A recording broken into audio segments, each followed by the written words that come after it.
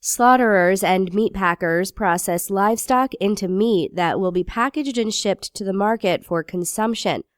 Slaughterers kill domestic animals such as cattle, chickens, turkey, or pigs in the manner prescribed by industry standards. They are charged with preventing any kind of animal abuse. They, along with meat packers, may also be responsible for draining blood, skinning the carcass, or removing bones. Some meat packers' tasks are similar to those of butchers, who chop and slice meat into specific cuts for packaging, with the key difference being that meat packers typically cut apart the animal's whole carcass shortly after it's been slaughtered. Slaughterhouses are messy and loud environments, and the work is not easy. It requires dexterity, strength, and stamina. Slaughterers must work as a part of a group and spend most of their time performing repetitive tasks that many people may find unpleasant. Slaughterers and meat packers work in environmentally controlled indoor environments and often work over 40 hours a week.